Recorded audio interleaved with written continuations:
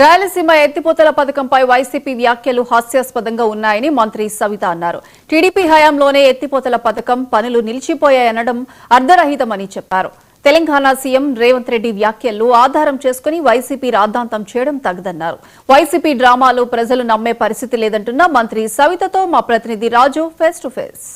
రాయలసీమ ఎత్తిపోతల పథకం సంబంధించి అసెంబ్లీ సాక్షిగా తెలంగాణ ముఖ్యమంత్రి రేవంత్ రెడ్డి ఏమైతే ఆరోపణలు చేశారో అది రాష్ట్ర వ్యాప్తంగా రాయలసీమ వ్యాప్తంగా కూడా వామపక్ష పార్టీలు కావచ్చు, వైఎస్ఆర్ కాంగ్రెస్ పార్టీ, మిగతా పార్టీ సంబంధించినటువంటి అంతా కూడా రాష్ట్రంలో కావచ్చు రాయలసీమలో ఒక అగ్గి రగులుకుందని కూడా చెప్పవచ్చు. ఇదే విషయంపై మనతో మాట్లాడడానికి కడప జిల్లా ఇన్ఛార్జి మినిస్టర్ సవిత గారు ఉన్నారు. ఆమెను అడిగి తెలుసుకుందాం. మేడం చెప్పండి, రాయలసీమ ఎత్తిపోతల పథకం సంబంధించి టీడీపీ అడ్డుకుంది అని చెప్పి వైసీపీ చెప్తుంది. దీనిపైన మీరేమంటారు?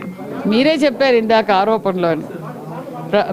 మొత్తం రాష్ట్రంలో ఉండే ప్రజలందరికీ మరి తెలంగాణ అధికార పార్టీ కావచ్చు, మరి ప్రతిపక్షాలు కావచ్చు, మరి వైసీపీ నాయకులు కావచ్చు, ఆరోపణలు అన్న విషయం ప్రజలందరికీ క్లారిటీ ఉంది.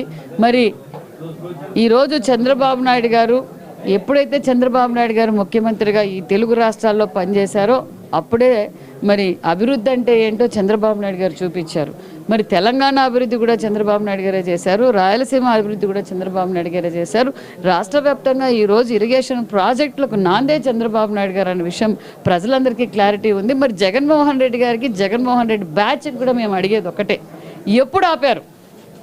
2020లో మరి జగన్మోహన్ రెడ్డి గారు ముఖ్యమంత్రిగా ఉన్నప్పుడే మరి ఏ విధంగా ఆర్డర్స్ వచ్చాయో చూసాం. మరి జగన్మోహన్ రెడ్డి గారికి కూడా తెలుసు, జగన్మోహన్ రెడ్డి గారు అనవసరంగా చంద్రబాబు నాయుడు గారు చేస్తున్న అభివృద్ధి పైన విషం కక్కుతున్నారు.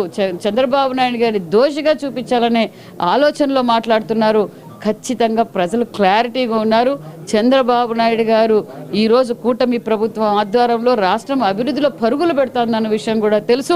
మరి రాష్ట్ర ప్రజలందరికీ తెలుసు, ఈరోజు రాయలసీమలో తాగునీరు, సాగునీరు, పులివెందుల్లో తాగునీరు, కడపలో సాగునీరు కావచ్చు, ఈరోజు సస్యశ్యామలగా ఉంది. ఈరోజు హార్టికల్చర్, అగ్రికల్చర్ పరిశ్రమలు ఈరోజు వస్తున్నాయి అంటే చంద్రబాబు నాయుడు గారు అని తెలుసు.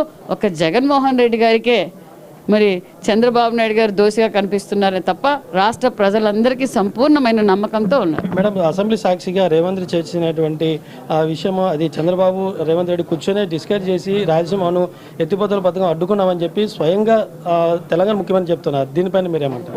క్లారిటీగా ఉన్నారండి. వాళ్ళ స్వార్థ రాజకీయాల కోసం వాళ్ళు మాట్లాడచ్చు, కానీ ప్రజలందరికీ క్లారిటీ ఉంది. 2020లో జగన్మోహన్ రెడ్డి గారు ముఖ్యమంత్రిగా ఉన్నప్పుడే ఎన్జిటి కావచ్చు, మరి బోర్డు కావచ్చు ఏ విధంగా ఆపిందో, మరి ఏవి ఆలోచన లేకుండా, అనుమతులు లేకుండా జగన్మోహన్ రెడ్డి గారు ప్రారంభిస్తే దానిని కేంద్రం ఆపింది. మరి 2020లో నేను క్లారిటీ చెప్తున్నాం, నేను అనేది సాక్ష్యాధారాలతో చెప్తున్నాం. ఈరోజు జగన్మోహన్ రెడ్డి గారు ఇంకొకరు మాట్లాడడం కాదు, క్లారిటీగా మేము ఎవరు ఆపాము 2020లో చంద్రబాబు నాయుడు గారు నీరు కోసం కావచ్చు, ఈ రాష్ట్ర భవిష్యత్ కోసం ఎవ్వరితోనూ కాంప్రమైజ్ కాని వ్యక్తి, ఈ రాష్ట్ర భావితరాల భవిష్యత్ కోసం అహర్నిశలు కష్టపడే వ్యక్తి చంద్రబాబు నాయుడు గారు. ఫైనల్ గా రాయలసీమలో ఈ ప్రాజెక్టు కట్టకపోతే వైసీపీ ఒక ఉద్యమంలా చేస్తామని చెప్పి చెప్తున్నారు. దీనిపైన మీరేమంటారు? 2019-24లో ఆయన ఎన్ని ప్రాజెక్టులు కట్టారు? కొట్టుకుపోయిన అన్నమయ్య డ్యామ్ గురించి ఆయన ఏమాత్రం పట్టించుకున్నారు? 42 మంది చనిపోయినప్పుడు 5 ఏళ్ళు 151 సీట్లని అన్నారు. మరి 5 ఏళ్ళు ఆయన ఏం చేశారో అసెంబ్లీకి రమ్మానండి. అసెంబ్లీకి వచ్చిన తర్వాత ఆయన యుద్ధం చేస్తారా, రపరప నరుకుతారా? అందరం చూస్తున్నాం కదా. బాబాయిని గొడ్డల పొడితో నరికినంత ఈజీ కాదు. నేను అనేది ఈరోజు చట్టం తన పని తాను చేసుకుపోతుంది. రాష్ట్రాన్ని అభివృద్ధి బాటలో మేము తీసుకెళ్తున్నాం. ప్రజలు మా వైపు ఉన్నారు. కూటమి ప్రభుత్వంలో అభివృద్ధి జరుగుతోంది. రాయలసీమకు నష్టపరిచిందంతా గత వైసీపీ ప్రభుత్వంలోనే కూడా అన్నమయ్య ప్రాజెక్టు డ్యాము కొట్టుకుపోయిన తర్వాత జగన్మోహన్ రెడ్డి ఈ యొక్క కడప జిల్లాకు ముఖ్యంగా ఇంతవరకు చేసినటువంటి ఇదేంది లేదు.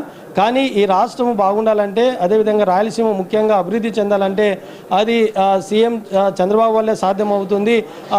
జగన్ బాబాయిని గొడ్డలి పోటీతో నరికినట్లు కాదు, అభివృద్ధి అంటే చేసి చూపించడమే, అది చంద్రబాబు వల్ల, నాయుడు వల్లే అది సాధ్యమవుతుందని చెప్పి కడప జిల్లా ఇన్ఛార్జి మినిస్టర్ సవిత తెలుపుతున్నారు.